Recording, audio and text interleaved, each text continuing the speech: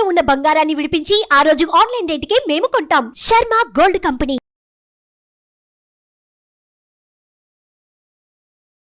నమస్తే, welcome to Suman TV. నేను మీ యామిని. ప్రస్తుతం మనతో ఉన్నారు ప్రముఖ ఆధ్యాత్మికవేత్త, ప్రముఖ జ్యోతిష్య వాస్తు పండితులు సుభాష్ శర్మ గారు ఉన్నారు. గురుగారితో మాట్లాడి మనకున్న సందేహాన్ని అడిగి తెలుసుకుందాం. నమస్కారం గురుగారు. గురుగారు, మనకి సంకష్టహార చతుర్థి రాబోతుంది కాబట్టి అసలు విశిష్టత గురించి తెలియచేయండి. తప్పకుండా తెలియజేస్తానము. ముందుగా ప్రేక్షకులందరికీ శ్రీమాత్రే నమః, శ్రీ గురుభ్యో నమః. ఓం గజాననం భూతగణాది సేవితం కపిత్రజం జంభూ ఫలసార భక్షణం ఉమాసుతం శోక వినాశకారకం నమామి విఘ్నేశ్వర పాద పంకజం. శ్రీ మహాగణాధిపతయే నమః. సంకష్టహర చతుర్థి చాలా ప్రత్యేకమైనటువంటిది అని చెప్పుకోవచ్చు. సనాతన ధర్మంలో సంకష్టహర చతుర్థి అనేటటువంటిది ప్రత్యేకమైనటువంటి నియమంతో కూడుకున్నటువంటి అంశం. ఇది గణపతికి అంకితమైనటువంటి రోజు.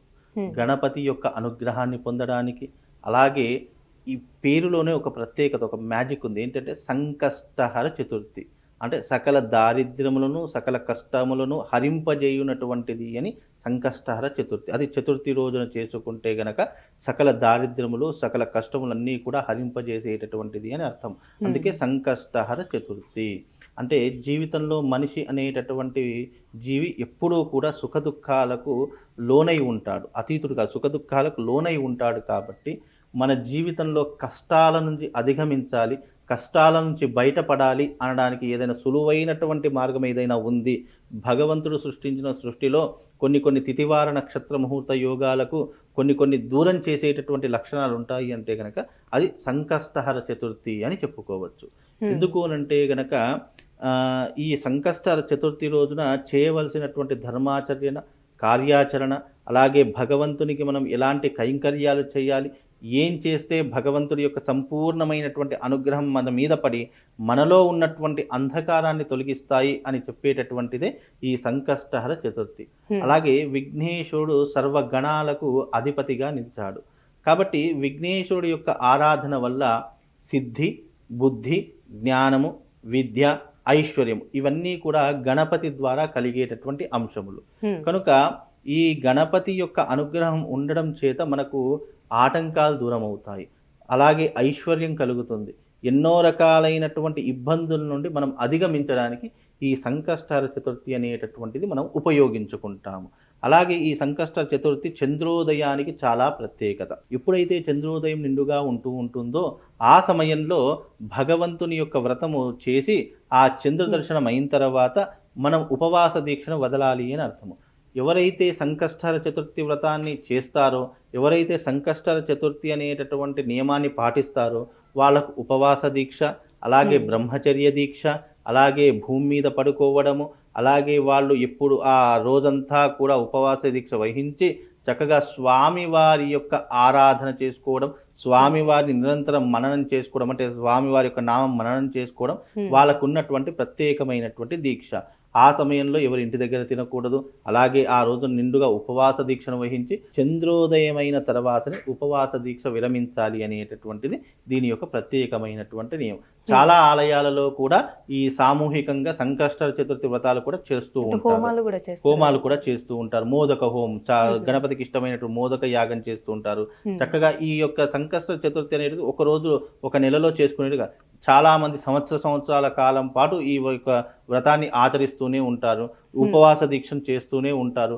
అలాంటి వారికి ఏమవుతుంది అంటే గనక కష్టములు దూరమైపోతాయి, అనుకున్నటువంటి పనులు సజావుగా పూర్తవుతాయి. ముఖ్యంగా స్త్రీలకు వివాహం కానటువంటి వారు ఎవరైతే ఉన్నారో వాళ్ళందరికీ వివాహ యోగం కోసము ఈ యొక్క సంకష్టహర గణపతి యొక్క వ్రతాన్ని చేస్తూ ఉంటారు. అలాగే జీవితంలో ఆర్థిక పరమైనటువంటి ఇబ్బందులతో ఎవరైనా బాధపడుతున్నటువంటి వారు ఉంటే గనక ఈ సంకష్టహర చతుర్థి యొక్క ఉపవాస దీక్షను గనక వాళ్ళు నిత్యంగా ఆరాధన చేసుకున్న, ఉపవాస దీక్షను చేసుకున్న వాళ్ళకు ఆర్థిక పరమైనటువంటి ఇబ్బందులు కూడా తొలగిపోతాయి అని ఈ యొక్క దీనిలో సంకష్టహర చతుర్థి నియమంలో కూడా చెప్పుకోవచ్చు. ఎందుకంటే గణపతి అనేటటువంటి వాడు లక్ష్మీ గణపతి అని కూడా వినాయకుడికి ఒక పేరు. అంటే లక్ష్మీ కటాక్షాన్ని కురిపించడానికి కూడా గణపతి సాక్షిగా ఉంటాడు. కాబట్టి ఆ యొక్క అనుగ్రహాన్ని పొందడానికి కూడా మనకి ఇది చాలా అనువైనటువంటిదిగా కూడా దీని గురించి చెప్పుకోవచ్చమ్మా. అంటే గురుగారు, ఏ రాశుల వారు అంటే ఆ రోజు ప్రత్యేకంగా చేస్తే పూజ చేసుకుంటే మంచి ఫలితం ఉంటుందంటారు? అయితే ఇక్కడ రాసుల విషయానికి వస్తే కనుక తప్పకుండా మేషరాశి వారు చేసుకోవచ్చు, అలాగే వృశ్చిక రాశి వారు చేసుకోవచ్చు. ఎందుకంటే ఈ మేషరాశి వారికి వృశ్చిక రాశి వారికి రాష్ట్రాధిపతి కుజుడు అవుతాడు కాబట్టి ఈ యొక్క కుజదోషం ఉన్నటువంటి వారు కానివ్వండి, అలాగే కుజుడు దేనికి కారకుడు, ఆరోగ్యకారకుడు, ఆర్థిక పరమైన అప్పుల బాధకు కారకుడు కుజుడు అవుతాడు కాబట్టి ఎక్కువగా మీరు చూడండి మేషరాశిలో వృశ్చిక రాశిలో పుట్టినటువంటి వారికి విపరీతమైనటువంటి అప్పుల బాధలు, కుటుంబ సమస్యలు ఎక్కువగా ఉంటూ ఉంటాయి. తద్వారా ఇలాంటి విషయాలు, ఇలాంటి అంశాలు ఎవరికైనా తమ జీవితంలో నడుస్తున్నాయి అంటే గనక ఈ సంకష్టహర చతుర్థి వ్రతాన్ని అనేటటువంటిది చేసుకోవడం ద్వారా, లేదా మాకు వ్రతం కుదరదండి, మాకు బయట చాలా బిజీ వర్క్ ఉంటుంది అని అన్నటువంటి వాళ్ళు కూడా ఉపవాస దీక్షను చేసి ఆ రోజంతా కూడా చక్కగా ఉపవాస దీక్షను చేసి గణపతి యొక్క నామస్మరణ చేసుకుంటే కూడా ఆ ఉపవాస దీక్ష చేసినటువంటి పుణ్య ఫలితం కలుగుతుంది. తద్వారా కూడా ఎన్నో ఆటంకాలు, ఎంతో విఘ్నాలు కూడా దూరం అయిపోయేటటువంటి అవకాశాలు దీని ద్వారా కలుగుతాయి. కనుక అలాగే ఇది శతభిష నక్షత్రయుక్తంగా రాబోతుంది కనుక ఏలినాటి శని ప్రభావం ఉన్నటువంటి వారు, అలాగే జన్మస్థానంలో శని దశ నడుస్తున్నటువంటి వారు, అలాగే పుట్టుకతోనే శని మహర్దశలో పుట్టినటువంటి వారు తప్పకుండా ఈ సంకష్ట చతుర్థి రోజున వీలైతే లక్ష్మీ గణపతి హోమాన్ని చేయించుకోండి. అలాగే ఆ రోజున వీలైతే గనక మీకు జీవితంలో ఇవన్నీ చేసే అదృష్టం లేదు, మాకు చేసే అవకాశం లేదు, మాకు చేసే సమయం లేదు అన్నారనుకోండి, ఏమవుతుందంటే ప్రవాళ గణపతి అనేటటువంటిది ఒక లాకెట్ దొరుకుతుంది. ఆ ప్రవాళ గణపతి యొక్క లాకెట్ ఏదైతే ఉంటుందో ఆ రోజున మేము హోమం చేసి పంపిస్తామన్నమాట. చాలా మంది అవి తీసుకుంటూ ఉంటారు. అలాంటి వారు మాకు ఇలాంటి అవకాశం లేదండి, ప్రతి నెల మేము ఇలా ఉండడం కుదరలేదు అన్నారనుకోండి, ఆ ప్రవాళ గణపతి అనేటటువంటి దొరుకుతుంది. అది మీ మెడలో ధరించుకోండి. అది మెడలో ధరించుకోవడం ద్వారా కూడా మీకు ఎన్నో రకాలైనటువంటి విజయాలు సంప్రాప్తవుతాయి. ఎన్నో రకాల ఉంటుందండి. మేము ప్రతి సంకష్ట చతుర్థి రోజు ఏం చేస్తామంటే లక్షమోదక యాగం అనేటటువంటిది చేయించడం జరుగుతుంది. కాబట్టి ఆ రోజున ఏం చేస్తామంటే చాలా మంది ఆ లాకెట్ కోసం సంప్రదిస్తూ ఉంటారు. కాబట్టి ఆ లాకెట్ ఏదైతే ఉంటుందో ప్రవాళ గణపతి యొక్క లాకెట్, అది ఆ యొక్క యాగంలో పెట్టి దానికి పూజ చేసేసి ఆ యొక్క పూజ చేసినటువంటి ఆ గణపతి లాకెట్ని ప్రతి ఒక్కరికి ప్రసాదంగా ఇవ్వడం జరుగుతుంది.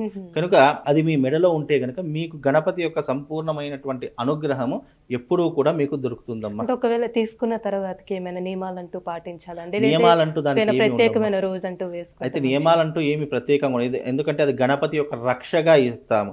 గణపతి యొక్క రక్షగా ఇచ్చేటటువంటి దాంట్లో ప్రత్యేకమైనటువంటి ఆహార నియమాలు కానివ్వండి, భోజనాది నియమాలు కానివ్వండి, ఇలాంటివి ఏమీ ఉండవు. కాకపోతే అది రక్షగా భావించేసి మిమ్మల్ని ప్రొటెక్షన్ చేయడానికి, మిమ్మల్ని ఒక రక్షగా ఉండడానికి, గణపతి యొక్క సంపూర్ణమైనటువంటి అనుగ్రహం పొందడానికి ఈ యొక్క ప్రవాళ గణపతి ధరించుకోవచ్చు. పిల్లలు మొండితనం చేస్తున్నటువంటి వారు కానివ్వండి, కోపం ఎక్కువగా ఉన్నటువంటి, ఎందుకంటే కుజమహర్దశలో పుట్టినటువంటి వారు కానివ్వండి, అలాగే మంగళవారం రోజు పుట్టినటువంటి వారికి కానివ్వండి, కోపము, ఆవేశము, ఉద్రిక్తత చాలా ఎక్కువగా ఉంటుంది. అలాంటి వారు కానివ్వండి ఈ యొక్క గణపతి లాకెట్ ధరించుకోవాలి. వివాహం కానటువంటి వాళ్ళు, అలాగే గణపతి యొక్క అనుగ్రహం మాకు సంపూర్ణంగా కావాలి అని అనుకునేటటువంటి వాళ్ళు ఈ ప్రవాళ గణపతి యొక్క లాకెట్ రక్షగా ధరించుకుంటే గణపతి యొక్క అనుగ్రహంతో ఉండటంతో పాటు మనకు జీవితంలో ఎన్నో పనులు చేస్తూ ఉంటాం. ఆ పనులలో ఎలాంటి ఆటంకాలు ఉండకుండా ఉండడానికి ఆ ప్రవాళ గణపతి అనేది మీకు ఒక రక్షణగా ఉంటూ ఉంటుంది. ఆ రోజు ఏమైనా ప్రత్యేకమైన మంత్రం కూడా జపిస్తే మంచిదంటారా? ఇప్పుడు మనకు ప్రతి సంకష్టాల చతుర్థి అనేటటువంటిది ప్రత్యేకమైనటువంటిది కనుక చేసుకోలేనటువంటి వారు మాకు స్వామివారి యొక్క దీక్ష తీసుకుంటాము, చక్కగా ఉపవాస దీక్ష ఓం గం గణపతయే నమః అనేటటువంటి మంత్రాన్ని చదువుకోవచ్చు, లేదా శ్రీ లక్ష్మీ మహాగణాధిపతయే అనేటటువంటి మంత్రాన్ని కూడా చదువుకుంటే కనుక చాలా మంచి జరిగే అవకాశం ఉంటుందమ్మా. చాలా చక్కగా తెలియజేశారు గురుగారు, ధన్యవాదాలండి. శ్రీమాత్రే. సుమన్ టీవీలో మీ పర్సనల్ అండ్ బిజినెస్ ప్రమోషన్స్ కోసం కింది నెంబర్కి కాంటాక్ట్ చేయండి.